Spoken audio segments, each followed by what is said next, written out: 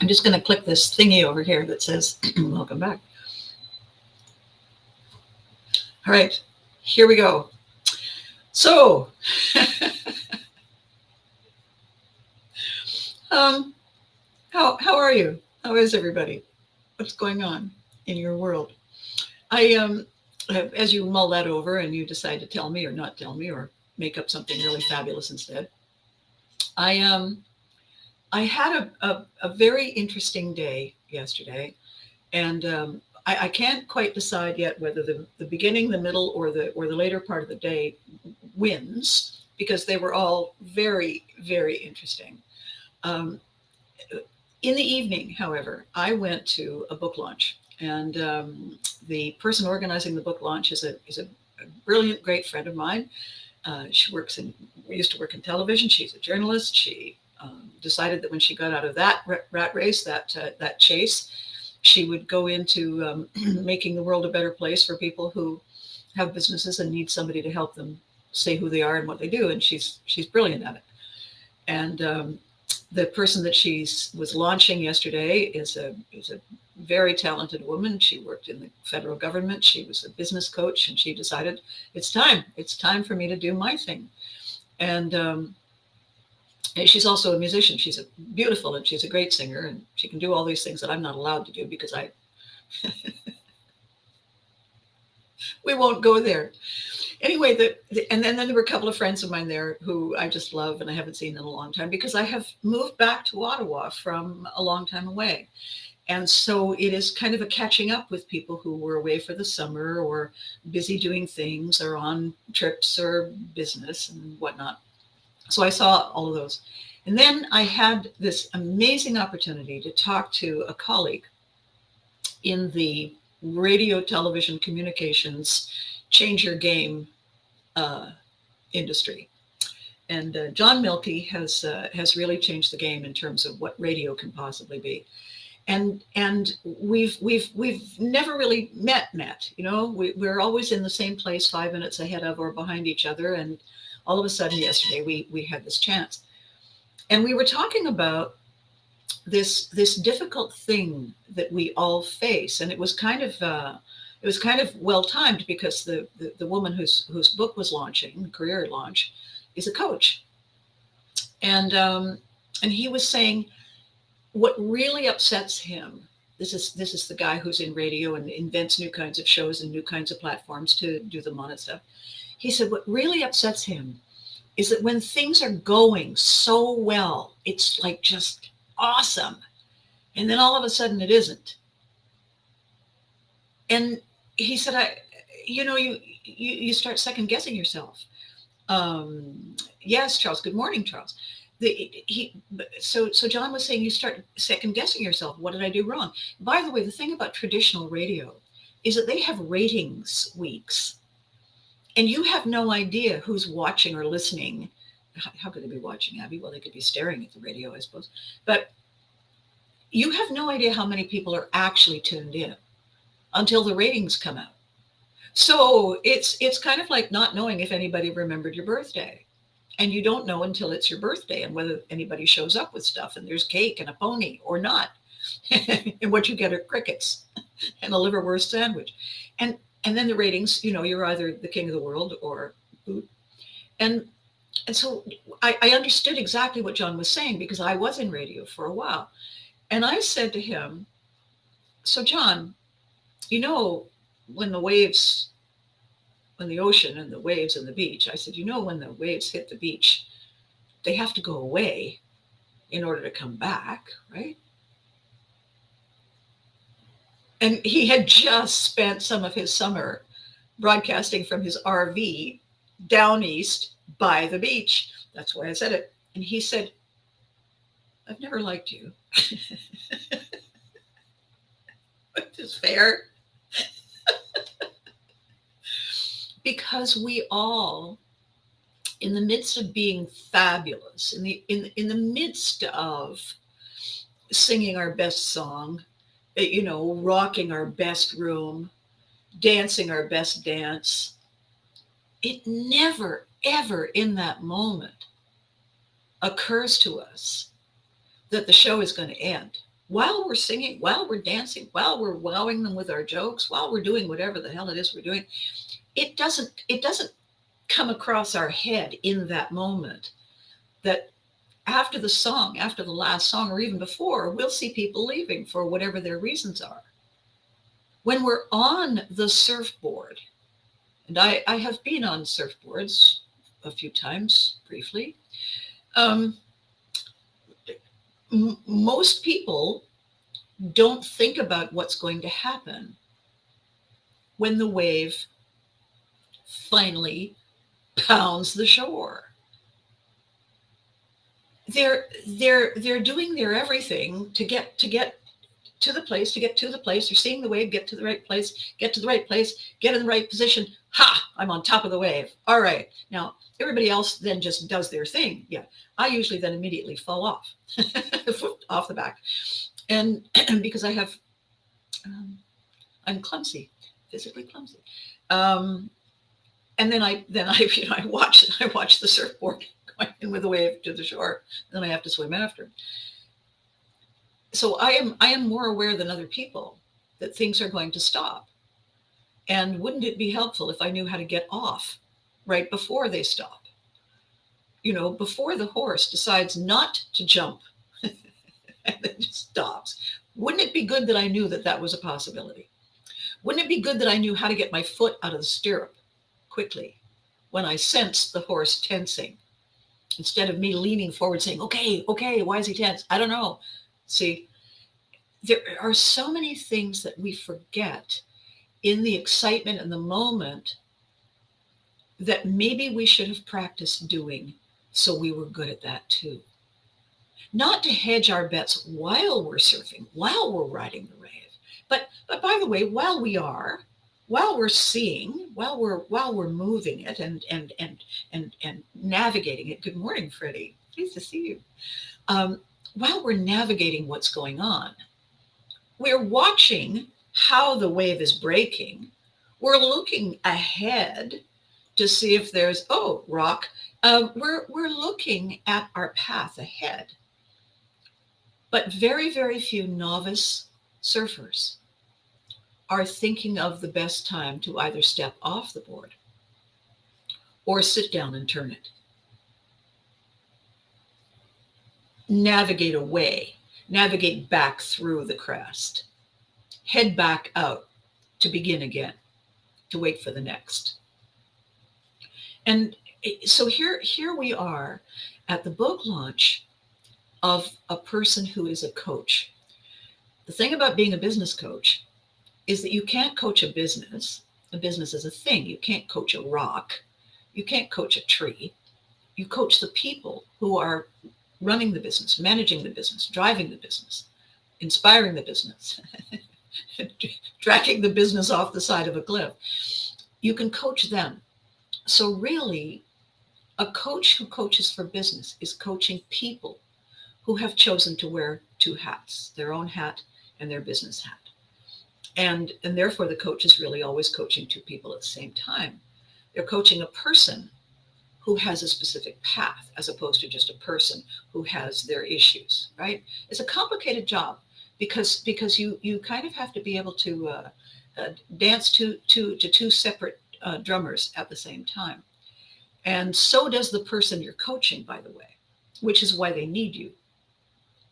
It's when you're a coach of a football team, you're the coach on the bench who's in the moment in the game saying, okay, do this, do this. You're not coaching the guy who's having trouble with his girlfriend at home.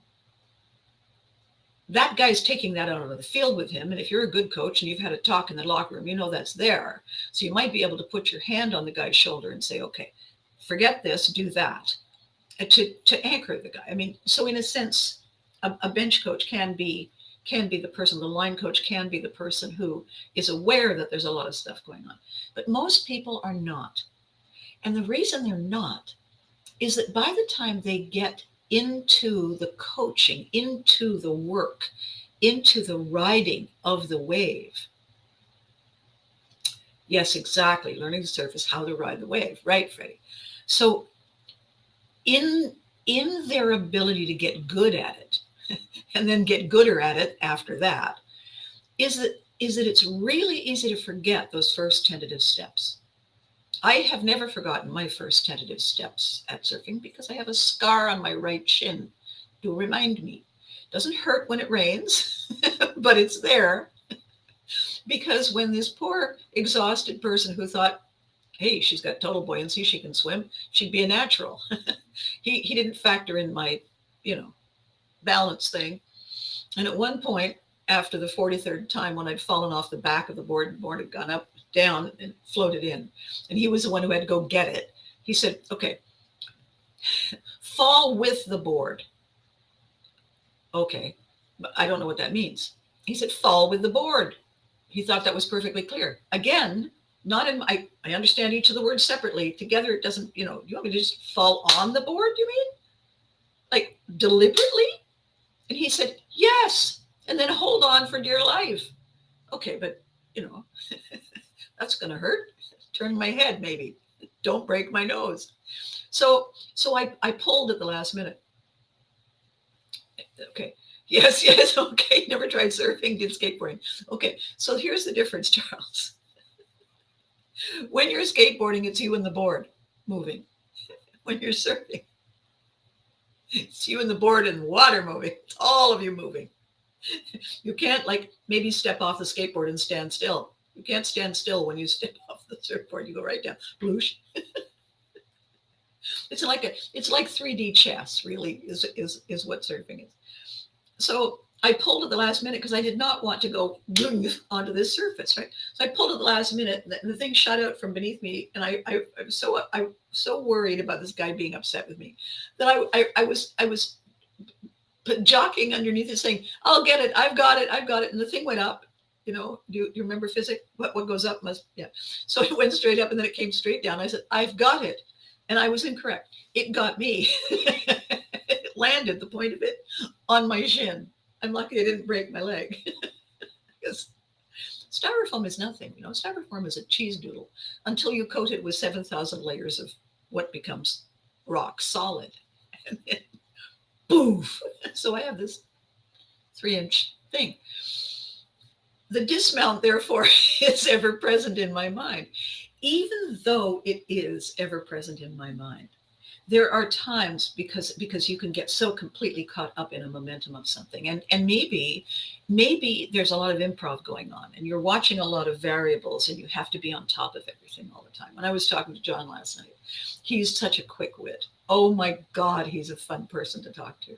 He's great on air, but in person, when there's no constraints and there's no song list you have to do, and the next caller coming in, it's a riot. You can get so caught up in the moment, just as the surfer can get caught up in the woohoo, we're defying all the laws of everything.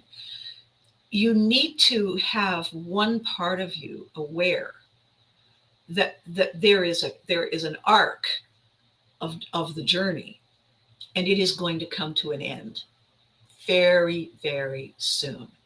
And so you must be aware and prepare. And the way you prepare is how to dismount, how to step away, how to segue. Let's talk about broadcasting. How to segue. We'll be back in a moment after these words from our sponsor. It's a segue. That's a dismount. And I'm going to love you and temporarily leave you, but I'll be back. Now, all these things are step away, allow the next thing to happen, and then re-enter the fray, re-enter the game, climb back on the next wave. It's difficult to do. It's not impossible to do. We are all brilliant at it. We're born knowing how to do it.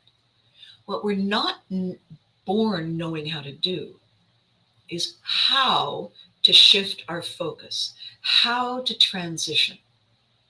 That is a skill we learn. You watch these nature documentaries, the things in the Serengeti. You watch a lioness teaching the cubs how to hunt, and you watch her encouraging them to play and wrestle and mock attack each other. Well, she's teaching them how to hunt.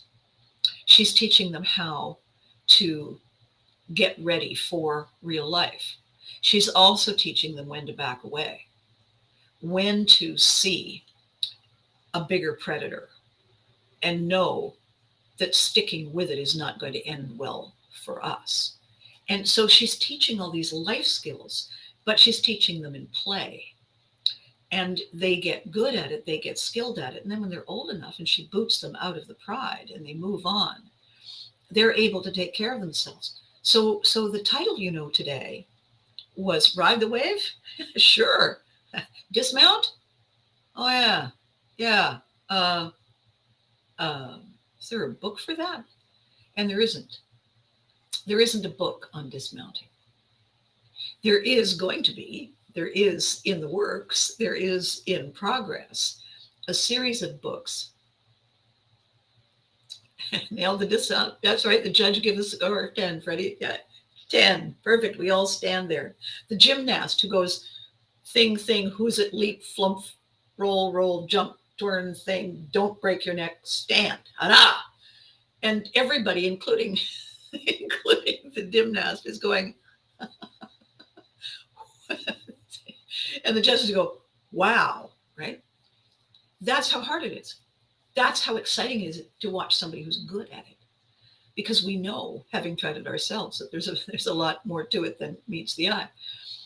How we learn how to do this is more than just the physical decision to move the position of our feet. It's more than just the decision to angle our body. It's more than just the decision to turn our head to double check. It's the decision that now is the time. It's the decision to rethink. That's right. Very true. Very true, Charles. You buy the ticket, you take the ride. Usually the ride stops and somebody opens the gate for you so you can get off. Life isn't like that. We have to be able to sense when the ride is ending, when the ride is in trouble, when something is not correct, something is off.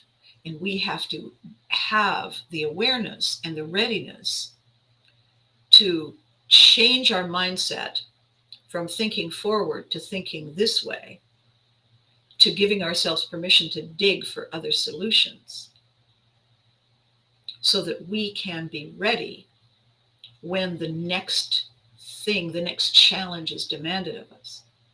And, back to my journey last year, from a standing start when it appeared that nothing was different, nothing was wrong, to all of a sudden, it's a totally different surf, it's a totally different ride, it's a totally different board. There's something wrong with the waves. And there's lots of stuff going on that I did not know or understand. And I was not ready for those things, except that I grew up learning how to be ready. Because thank you, I'm the daughter of a military guy. And the surf I rode changed all the time. And then I went into show business, and the surf I rode changed all the time. And waves crashed suddenly out of nowhere all the time. So I got gooder at it. When last year happened, I wasn't ready. I wasn't braced. I wasn't prepared. I had nothing in reserve. But I'm very good at doing it when I know what I have to do. So I did every day. And every day was a different wave. And every day there was no time to say, well, it happened this way yesterday. How do I feel about it? No time. Because I'm on the board and the wave is shifting. And there's something else going on. And the wind is something else going on. We have moments like that in our lives. Every single one of us. We've all been there. I used to say when I was coaching business clients, when they would say, you have no idea what happened to me. I know that something happened because if we've survived past the age of 5, we've all had something cataclysmic happen. All of us. It's called life. It's called what? right? So the topic today, because I'm developing more of the content on these books, on this concept, on this program, and there I am, at a book launch to celebrate a book created by a professional coach who has decided to get off the corporate surfboard and climb onto her own and use the skills she developed at the corporate level to figure out how to navigate her smaller custom designed board to navigate the waves she gets to choose. Yes, exactly, Freddie. We are able to adapt to our situations. We are. The reason we struggle, the reason it scares us, the reason we give up, A, is because we don't know we can, or B, whatever happened scared us half out of our wits and we can't think straight. And we need to take a moment and say, okay, all right, focus, focus, focus, focus. Don't go there and say, but why? It doesn't matter why. It matters how now. Right? Why is interesting. Why is for a discussion later. What matters is how now. That's the shift. That's the mental shift to be able to make the physical shift and the attention shift and the attitude shift and the intention shift. What was then was then. Good, bad, ugly, indifferent, chocolate, cheese doodle, irrelevant. Discuss later. Find the common things later. What matters is how now. And that may be the best advice I have ever given anyone. And maybe I'm gonna write it down on a couple of posts later. You know that little thing, how now, brown cow? So why we don't do it is because we're not taught. Why aren't we taught? Why is this information kept from us? Because the people who teach us probably weren't taught. Or if they were taught, they forgot. Or if they were taught, they weren't very good at it and they forgot. Or they got complacent. Nothing happened to them that was a surprise for a while. And now they have to try and remember where they stored away the information. And in the meantime, they don't want you to worry, so they'll say to you, "Look, it'll be fine. It'll be fine. You got this." No, we don't. No, we don't. Until we know what it is that we've got. Thanks. We kind of need the instructions to show us that there are tools, where the tools are, where the key is to open the box the tools are in, which end of the tools to hold, and what to do with them. Really? We kind of need to know that stuff before we got it. So ironically, this segues me to this delicious thing that's going to be happening starting next month. I can't wait. I was talking to John about it last night, and he said, "I'm going to have to watch that show. I don't think they're ready, are they?" And I said, "Probably not." So when I said, "Probably not," he said, you know how terrifying that smile is of yours?" So here's the show. My really great friend, Derek Fage, hosts a local cable television show every day. And it's the local, bring the people on who've just opened this, or they're having a bake sale, or the book launch, or, a new business venture, opening a new branch in the other end of town, or, here's the competition and these are the people who are gearing up for it, and show me how you do this kind of thing. And Derek is all in all the time. He wants to learn everything. He wants to meet everybody. He's just this great, yummy, fabulous, friendly, positive guy. And he wants his whole community to know that there's a place they can connect. And it doesn't have to be through him, but hey, you pick up the remote, you go boop, and you're connected. So why not? Anyway, he said to me a short time ago, "I have an idea. I think you need to be a regular on the show." And I said, "What a good idea."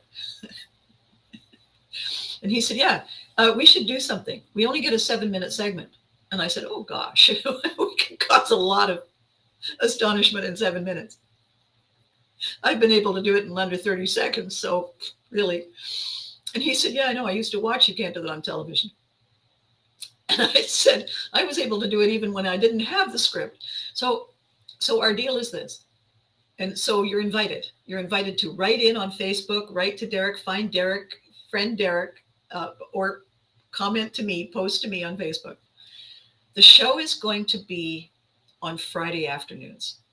The show that I'm going to be on. It's a weekly, it's a daily thing, but I'm going to be on Fridays. And the first one I'm going to be on is Friday the 13th of October, because why not? What's the worst? Yeah. So, and the deal is this. It's an improv competition between Derek and myself. And the audience, not the live, there isn't a live studio audience, but you, the public, Ottawa, you, my lovely Facebook people, Derek's lovely Facebook people, wherever you are, you send in suggestions of what we have to compete to beat. You send in the challenge, and Derek's stalwart Sherpas will go out and find the tools and the materials and the props. And we will pull the suggestion out of the hat and go, alrighty then, game on. And we'll each get a station or whatever it is that we're going to need to do, whatever it is we do. And we have 7 minutes to complete it and outdo the other. Now, while we're doing it, of course, we're going to be talking to each other to try and distract each other, right? And because improv is a game where you never say no, but you always say yes, and you always listen and respond. So, but competitive improv is basically yes and surprise. So there's a whole other layer of tap dancing going on.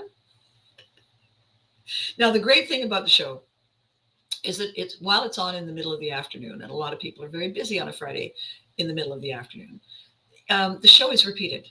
The show is repeated again at 6 p.m. And I think it might even be repeated the next morning. I'm not sure. I'll have to ask him, because it's a local cable. They do a repeat for, to fill air. And the other thing is, though, that the network that hosts it, Rogers, is also a provider for telephone. It's also a platform for connection, video, internet.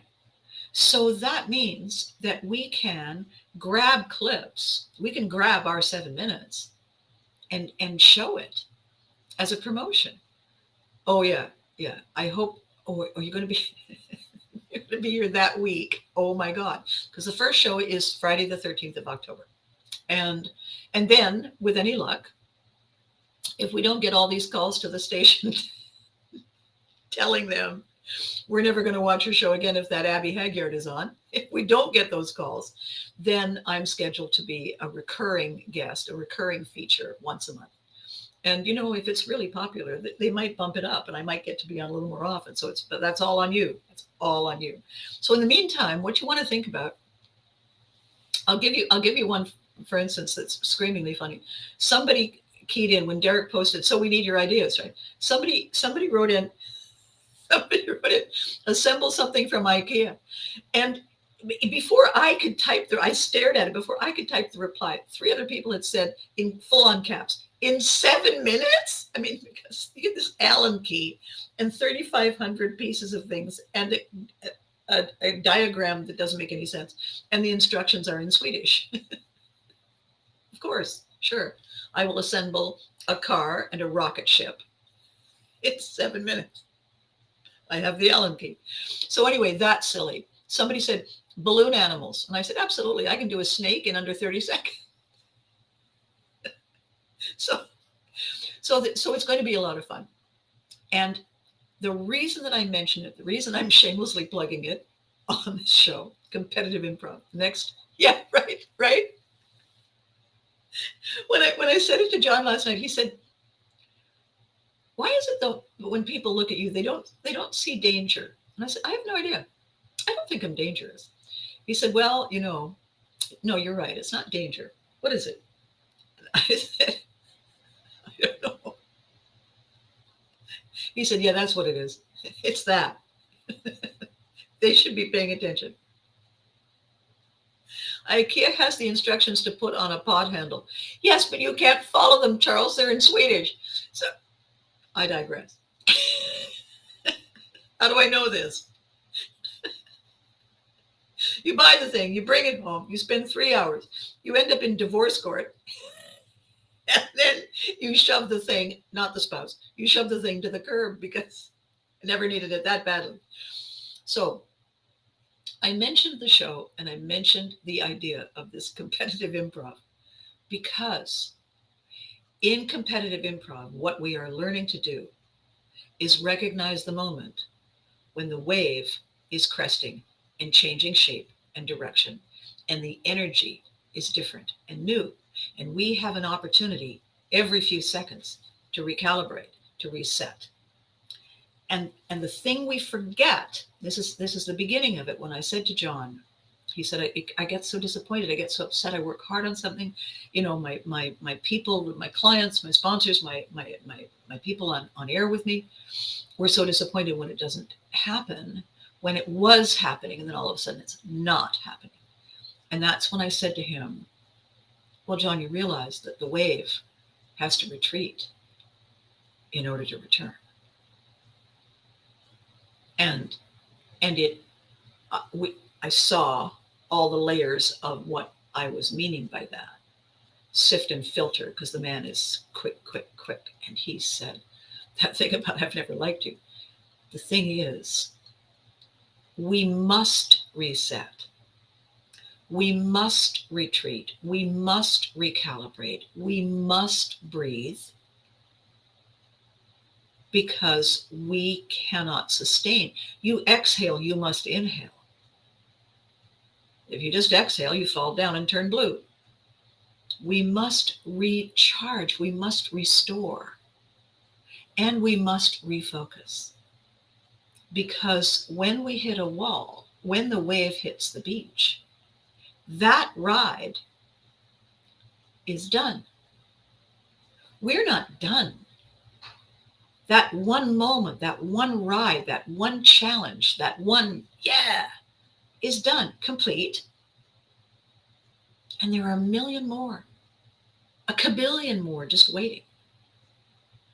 And when the wave stops and we turn before we are onto the beach with it, with that board, with the attack board, we have the time. You see the surfer sitting on the board, getting their back, because it uses up your oxygen. It depletes your oxygen. You can't stay on an adrenaline high permanently. You need to bring your blood pressure down. You need to go down, recharge, rethink, turn around, paddle out. You don't paddle out like you're being chased by the hounds of hell. You paddle out within your capability to get your energy back. You don't burn yourself out trying to do the next challenge. You rest yourself in order to beat the next challenge, right?